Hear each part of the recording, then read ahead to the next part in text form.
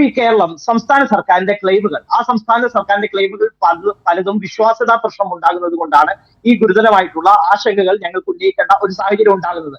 അങ്ങ് പറഞ്ഞു ഈ കേന്ദ്ര സർക്കാർ പലതരത്തിൽ വെട്ടിക്കുറയ്ക്കുകയും തരംതിരിക്കുകയും ഒക്കെ ചെയ്യുന്നുണ്ട്. ശരി, ഞാൻ അതിലേക്ക് വന്നു കഴിഞ്ഞാൽ ഇവിടെ ബഹുമാനപ്പെട്ട ജയചന്ദ്രൻ സാർ അടക്കം സൂചിപ്പിച്ചു 18 എംപിമാരെ എന്തിനാണ് അവിടെ ചെന്നിരിക്കുന്നത്. അതിനും കൂടിയുള്ള ഉത്തരമാണ് ഞാൻ ഈ പറഞ്ഞു വെക്കുന്നത്.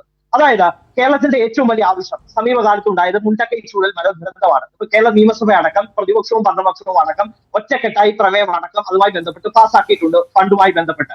അങ്ങനെയെങ്കിൽ കേരളത്തിന്റെ ഏറ്റവും വലിയ ആവശ്യമായ ഈ മുണ്ടക്കൈ ചൂഴൽമല ഫണ്ടുമായി ബന്ധപ്പെട്ട് എന്താണ് ഡൽഹിയിലെ കേരളത്തിന്റെ പ്രത്യേക പ്രതിനിധിയുടെ നിലപാട് എന്ന് അറിയാൻ എനിക്ക് താല്പര്യമുണ്ട്.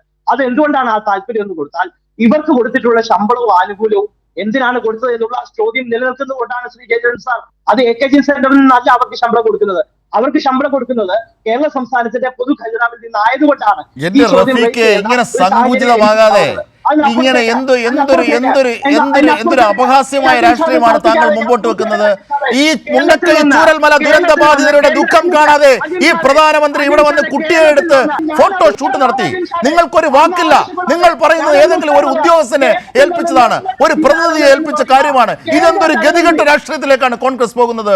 തൗഫീഖ് രാജൻ, എന്തൊരു ഗതികെട്ട രാഷ്ട്രീയത്തിലേക്കാണ് നിങ്ങൾക്ക് ഈ പ്രധാനമന്ത്രിയും BJP സർക്കാരും ഈ പാവങ്ങളെ അവഗണിച്ച കാര്യത്തിൽ ഒരു വാക്ക് നിങ്ങൾക്കില്ലേ?